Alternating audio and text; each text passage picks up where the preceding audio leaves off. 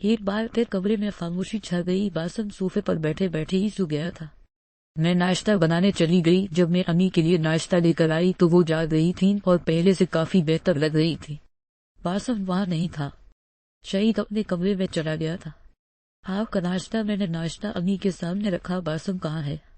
امی پورے کمرے میں نظر دوڑائی۔ امی آپ ناشتہ کرے۔ میں نے ناشتے کی طرف اشارہ کیا۔ اس نے ناشتہ کیا۔ امی کے سوال ختم نہیں ہو رہے تھے۔ میں سر پکڑ کر بیٹھ گئی۔ وہ اپنے کمرے میں ہے۔ پہلے آپ کر لے ناشتہ، اس کے لیے میں بعد میں ناشتہ بنا دوں گی۔ اتنی بھی ظالم نہیں نے، میں نے ناک چڑھا کر کہا۔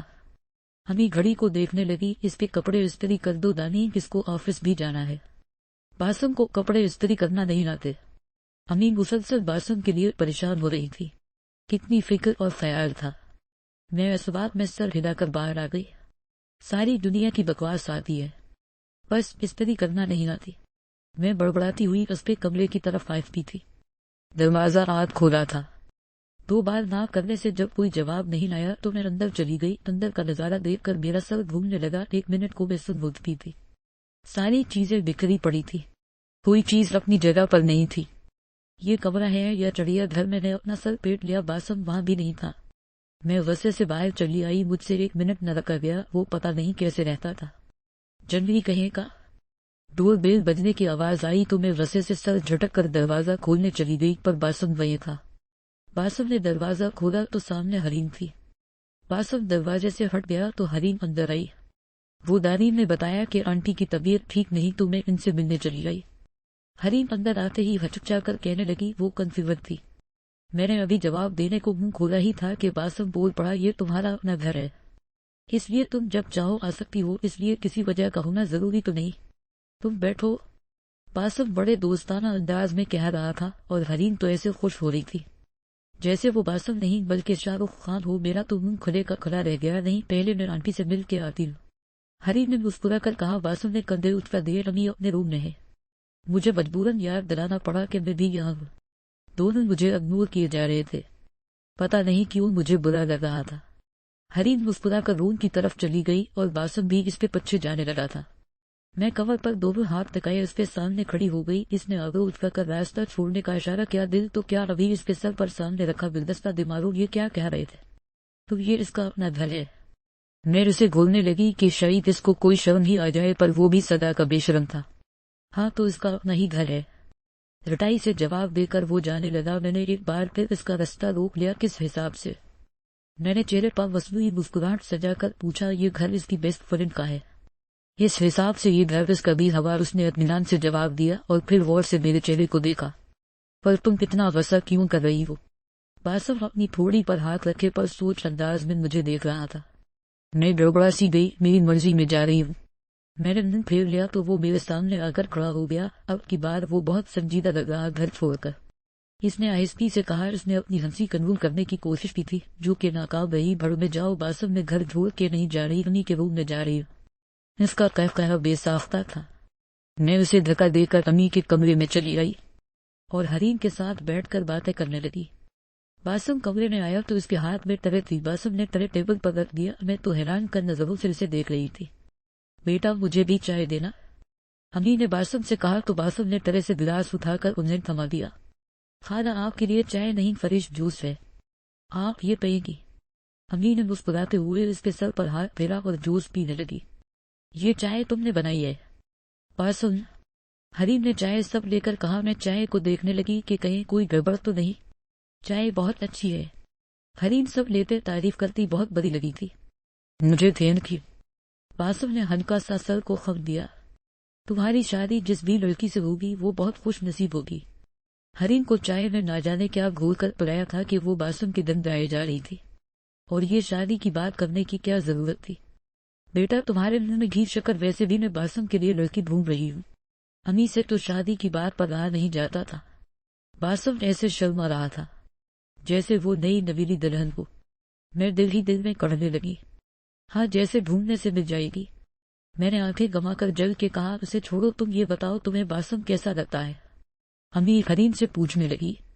اس بات پر میں خود کو روک نہ پائی اور بے اختیار چیخ اٹھی۔ امی چھوٹی یہ آپ میری دوست سے کس طرح کی بات کر رہی ہیں؟ मैं अपनी जगह से उठकर खड़ी हो गई। आंटी मुझसे पूछ रही है, तुम थोड़ी देर के लिए चुप रहो। हरीन ने मेरा हाथ खींचकर दोबारा अपने पास बिठा लिया। मैं बारी बारी इन सब के चेहरे देखने लगी। बासम चेहरे पर संजीदगी तारी किए खामोश बैठा रहा। देखें आंटी, बासम बहुत अच्छा है, खाना भी बना लेता है, अच्छी जाब है। मेरी तरफ से तो हाँ है। ऐसे कैसे तुम्हारी तरफ से हाँ है? कोई बासम से भी तो पूछ ले। मैं भरी हुई आवाज में बोली, तो अभी पूछ लेती हूँ। बासम, क्या तुम्हें मेरा फैसला मंजूर है? अम्मी तो आज के आज बासम की शादी करने को तैयार थी। फारा वो क्या है कि बासम कुछ कहते कहते रख गया। हाँ, मेरी तरफ से हाँ है, मुझे कोई इनकार नहीं। बासम का जवाब सुनकर मुझे सदमा लगा। ये क्या कह रहे हो पागल इंसान, तुम तो मुझे। मैंने अपने लहजे को टूटने से बचाने की नाकाम कोशिश की। मेरी आंखें छलकने को थी। हाँ दानी, मैं तुम्हें पसंद करता हूँ, पर तुमने मुझे एक बार नहीं 2 बार रिजेक्ट किया। इसके बाद भी मैं यहाँ रहा कि शायद तुम मुझे कबूल कर दो। लेकिन अब मैं समझ गया हूँ, किसी की न को जबरदस्ती हमें नहीं बदला जा सकता। वो किस इत्मीनान से ये कह रहा था, मैं कुछ समझ नहीं पा रही थी। मुझे लगा तुम जैसे पहले थे वैसे ही हो। आखिरकार मेरी आंखें छलक पड़ी। इस वक्त मेरा गम बरसा से बुरा हाल था। तब मैं बच्चा था। दानी, और बचपन में बच्चे शरारत नहीं करेंगे तो कौन करेगा? लेकिन अब क्या फायदा तुम्हें समझाने का? बासम ने कंधे उठकर दिए। जाने क्यों बासम की इन बातों से मेरा दिल दिख रहा था। हाँ, अब क्या फायदा मुझे समझाने का? तुमने तो हरीम के लिए हाँ कर दी है। मैंने अपने हाथ की पश्त से आंसुओं को साफ किया, पर मैं ऐसा होने नहीं दूंगी। मैं अपनी जगह से उठकर अम्मी के पास चली गई। अम्मी, आपने मुझे से पूछा था कि मैं बासम से शादी करूंगी या नहीं, तो सब सुन ले। मेरी तरफ से हाँ है, मुझे बासम कबूल है, और तुम दोनों अब करके दिखाओ शादी। मैंने उंगली दिखाकर वारन दी। सब हंस पड़े। मैं शाकर सी उन्हें देखने लगी। आप सब हंस क्यों रहे हैं? मैंने नासमझी से पूछा। बेटा, तुमसे हाँ बनवाने के लिए ये सब नाटक करवाना पड़ा, अम्मी ने हंसते हुए कहा। तो हरीन? मैंने हरीन को देखा जो अब भी हंस रही थी। हाँ दानी, मैं इस नाटक का मेन किरदार हूँ, और ये आइडिया उन्हें नहीं दिया था। आंटी को अभी जब मैं रोड में आंटी के पास आई तो वो तुम्हारे और बासम के रिश्ते को लेकर बहुत परेशान थी। बस फिर सारी जिम्मेदारी मुझे अपने नाजुक कंधों पर लेनी पड़ी, और देख लो नतीजा। अब तुम प्लीज ये मत समझ लेना कि मुझे पहले से ही सब पता था। मुझे भी इस नाटक के दौरान ही पता चला। खाला ने मुझसे हरीन के मुताबिक पूछा, तुमने हरीन के लिए इनकार करने लगा था। जब खाला ने मुझे इशारे से समझाया, मैं समझ गया यहाँ ये सब जो हो रहा है ये खाला और हरीन का कोई प्लान है। मैंने भी इस नाटक में अपना हिस्सा डाल दिया। मेरे घूरने पर उसने दोनों हाथ उठाकर सफाई दी। इतनी देर से मुझे बेवकूफ बनाया जा रहा था। मैं नाराजगी से बोली, ये मत समझना कि मैंने तुम्हारी वजह से हाँ किया है, वो तो मैंने अम्मी की वजह से हाँ की। मैंने अपनी बात पर जोर देते हुए कहा। अम्मी ने मेरे शाने पर हल्की सी चुपीड़ मारी। अम्मी की वजह से हाँ की सब जानती हूँ मैं। अम्मी ने मेरी नकल उतर के कहा तो एक लम्हे को मैं झींक सी गई। एक बार फिर सब हंसने लगे। पूरा घर सजा हुआ था। आज दानी और बासम का निकाह था, जो कि बहुत सादगी से होया था। बासम के हाथ में एक बाक्स था। बासम सबसे बचा कर दानी के रूम की तरफ आ गया। दरवाजा लॉक नहीं था। कुछ देर पहले हरीम दानी के रूम से बाहर निकली थी। सूफ लहंगा मुझ पर इस कदर जच रहा था कि मैं बार बार खुद को आईने में देखे जा रही थी। मैं आईने में खुद को देख रही थी। जब बासम रूम में आया, उसे देखकर मैं पंखे झपकना भूल गई। सफेद शेरवानी में वो मुझे किसी रियासत का शहजादा लगा था। ये क्या तमीज है बासम, तुम मेरे रूम में घुस आए हो। मैंने उसे हमेशा की तरह कुछ शर्म दिलानी चाहिए, मगर वो भी बासम था। सदा का बेशर्म ढेर बनकर बेड पर बैठ गया। तो क्या करूं बताओ, ये देने आया था। बासम ने एक खूबसूरत सा बाक्स मेरे आगे बढ़ाया, पर मैं इस बाक्स को लेने का कोई रसक नहीं ले सकती थी, इसलिए मैंने बाक्स नहीं लिया। ये क्या है? मेरे सवाल पर बासम ने सर पेट लिया। काकूच है उसमें। बासम के जवाब पर बमशक्ल मैंने खुद को चेपने से रोका था। निकलो यहाँ से और अपना ये काकूच वाला बाक्स भी ले जाओ। मैंने वसे से कहा। दानी, बात सुनो, मैं मजाक कर रहा हूँ, इसमें काकूच नहीं है, खुद ही खोल कर देख लो। बासम ने दोबारा बाक्स मेरी तरफ बढ़ाया, पकाना, और इस बार इसकी मासूम सी शक्ल देखकर मैंने वो बाक्स ले लिया। अब जब रिश्ता जड़ रहा था तो इस पर यकीन करना फर्ज था। मैंने जब बाक्स खोला तो इसमें एक नहायत ही खूबसूरत नेकलेस था। ये तो बहुत खूबसूरत है, मैं बेसाख्ता बोली, और नेकलेस उठाकर ड्रेसिंग टेबल के सामने जाकर खड़ी हो गई। वो मुझे ही देख रहा था। ये मेरे लहंगे से मैच भी है। मैं खुशी से चेक उठी और वो नेकलेस पहन लिया। اب یہ لڑکیوں کی میچن باسم بڑبڑانے لگا۔ ویسے ایک اور بھی چیز ہے۔ باسم کی بات سن کر میں اس کے سامنے آ کر کھڑی ہو گئی۔ باسم میرے سامنے اپنے گھٹنوں کے بل بیٹھ گیا۔ باسم میرا ہاتھ اپنے ہاتھ میں لیتے ہوئے بولا، دنیا میں محبت کے اظہار کو کہے جانے والے الفاظ تو دیر میں تخلیق پائے۔ میں نے تمہیں رنت تلیاب کسی وقت محسوس کر لیا تھا، جب عالم پرواہ میں ہماری روح نے ایک دوسرے کو بطور ساتھی چنا تھا۔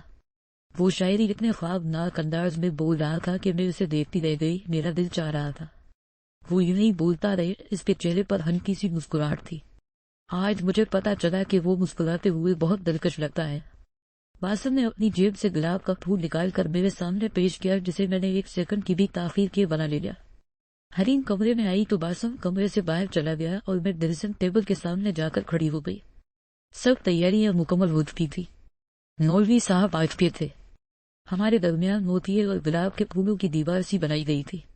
ایک طرف باسم بیٹھا تھا اور ایک طرف میں بیٹھی تھی۔ نکاح شروع ہونے سے پہلے میں کچھ کہنا چاہتا ہوں۔ خالہ سے، ہاں بولو بیٹا، امی نے محبت بھرے لہجے میں کہا۔ مجھے کچھ چاہیے۔ باسم نے بھی اسی لہجے میں کہا۔ میں تو سوچ میں پڑ گئی کہ باسم کیا کہنا چاہتا ہے۔ آپ شادی کے بعد میرے اور امی کے ساتھ رہے گی، ویسے بھی کوئی تو ہو نا جو میری سائڈ لے۔ باسم بڑے لاڈ سے بولا، یہ انوکھی فرمائش تھی اس کی جو مجھے بہت اچھی لگی۔ بیٹا میں اپنے داماد کے گھر کیسے رہ سکتی ہوں؟ امی نے باسم کو سمجھانا چاہا۔ بیٹے کے گھر تو رہ سکتی ہے نا؟ باسم نے مسکرا کر پوچھا تو امی کی آنکھیں نم ہو گئی۔ میرا بیٹا، امی نے باسم کے سر پر ہاتھ پھیرا۔ باسم کے اس فیصلے سے آصفہ اور قریش بھی خوش ہوئے، انہوں نے بھی دل ہی دل میں اسے سراہا۔ مولوی صاحب نے نکاح پڑھانا شروع کر دیا۔ دانی بنت تکرم، کیا آپ کو باسم قریش کے ساتھ یہ نکاح قبول ہے؟ قبول ہے۔ میرے آنکھوں میں خوشی اور تشکر کے آنسو تھے۔ میں نے باسم کو دل سے قبول کیا تھا۔ زندگی ساری مشکلیں جیسے کہیں پیچھے چھٹ گئی تھی۔ ساری تھکاوٹ باسم کے ساتھ نے سکون میں بدل ڈالی تھی۔ زندگی خوشیاں لیے ہمارے سامنے کھڑی تھی۔ باسم کا ہاتھ تھامے میں زندگی کی خوشیاں سمیٹنے چل پڑی تھی۔ اچھے ہمسفر کا ساتھ انسان کو مشکل راستے میں بھی تھکنے نہیں دیتا۔